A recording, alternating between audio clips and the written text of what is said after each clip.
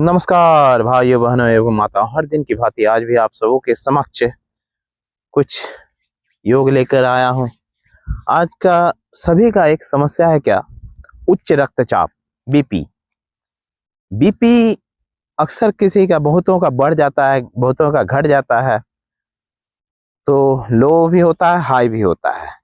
तो हाई का सबसे, मैं बीपी का कारणों का मैं पता लगाया तो पाया कि मैं भी आज 20 वर्षों से जब भी मैं नपाने जाता हूं, कभी भी, एक मेरे साथ एक जानने वाले हैं, वो भी जब भी नपाने जाते हैं तो उनका भी 120/80 होता है।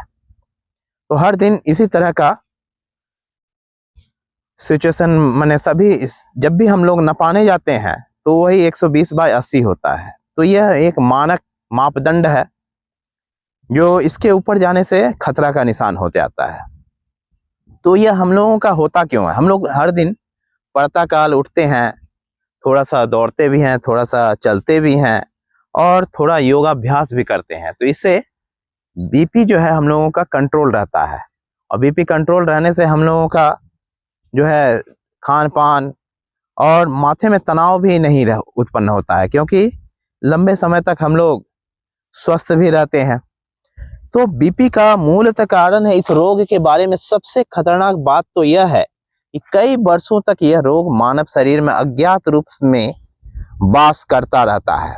उच्च रक्तचाप की प्रारंभिक अवस्था में यह रोग चुपचाप ही शरीर में अपनी पैठ बनाता रहता है और शरीर के अंगों को क्षति पहुंचाता रहता है।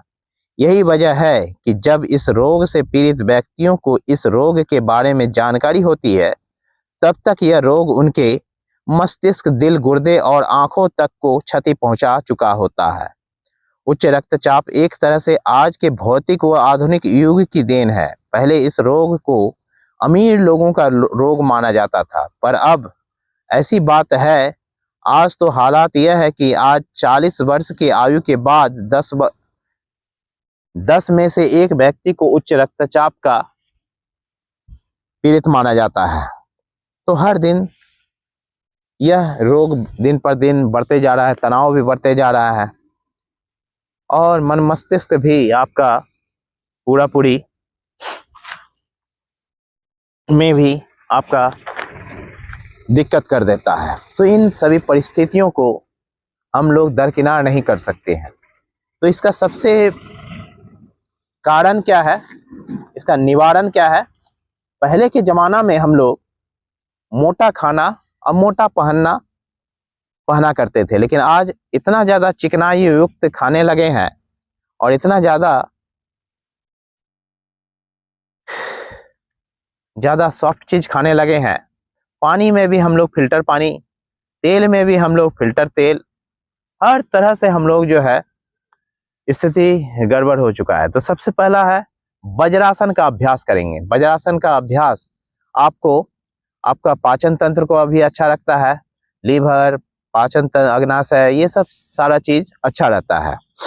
कई बार रोगी को सिर में चक्कर आने की शिकायत हो जाया करती है और उससे अत्यधिक कमजोरी भी महसूस होती है। रोगी के दिल की धड़कनें बढ़ जाता है। जरा सा भी श्रम करने पर रोगी की सांस फूल जाया करता है। रोगी मानसिक तनाव से भी ग्रसित हो जाता है। रोगी को नींद नहीं आती है। कई लोग को इस रोग में बाएं कंधे या छाती में दर्द की शिकायत पैदा हो जाती है। शरीर में थकावट का एहसास होता है। रोगी के पैरों, पेट और नितंबों पर सूजन आ जाती है और सिराएं फूल जाती हैं। ये सब है कारण। क्या होता है, 85% मामलों में जांच के बाद उच्च रक्तचाप की सही वजहों का पता चल पाता है। इस अवस्था को प्राइमरी हाइपरटेंशन कहते हैं। तो ये सब सारा चीज है। यौगिक उपचार में शवासन एवं श्वासन संबंधी क्रियाओं के द्वारा अनुलोम विलोम, चंद्र अनुलोम विलोम के द्वारा उच्च रक्तचाप के रोगी को लाभ मिलता है।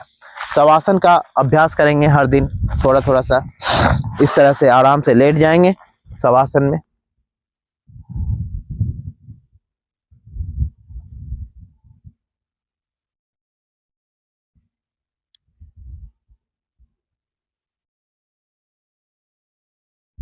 मेरा पूरा आ रहा है ना जी।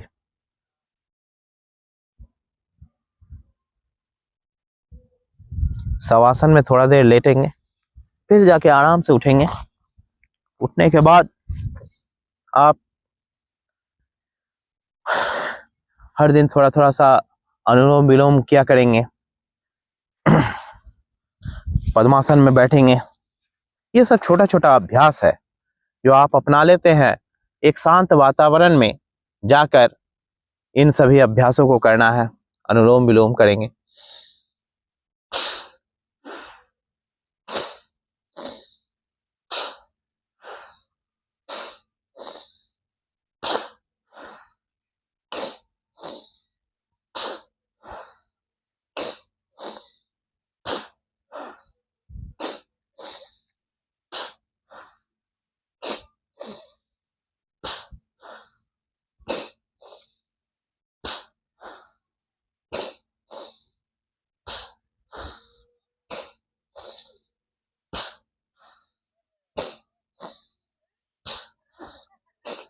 थोड़ा थोड़ा सा अभ्यास करते रहेंगे, इससे आपका शरीर भी स्वस्थ रहता है।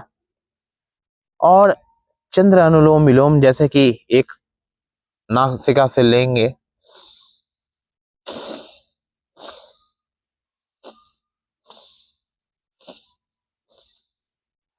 फिर दूसरे से लेंगे, छोड़ेंगे। उसके बाद लंबा गहरा सांसों को लेना है, छोड़ना आराम आराम से।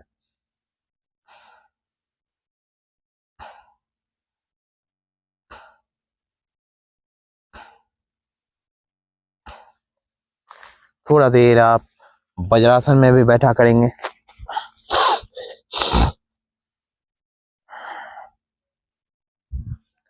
तो इन सभी छोटे छोटे अभ्यासों से तो आहार में, पथ्य आहार में उच्च रक्तचाप के रोगी को ज्यादा मात्रा में भोजन नहीं करना चाहिए। साथ ही गरिष्ठ भोजन से भी परहेज करना चाहिए। भोजन में फलों और सब्जियों के सेवन ज्यादा करना चाहिए। लहसुन, प्याज, साबुत अन्न, सोयाबीन का सेवन करना चाहिए। भोजन में पोटेशियम की मात्रा ज्यादा हो और सोडियम की मात्रा कम होनी चाहिए। नमक का सेवन कम करना चाहिए। तो इन सभी छोटे छोटे अभ्यासों से आप जो है अपने शरीर को स्वस्थ और निरोग रख सकते हैं। तो हर दिन थोड़ा थोड़ा सा व्यायाम प्राणायाम करते रहेंगे। जय हिंद, जय भारत, वंदे मातरम।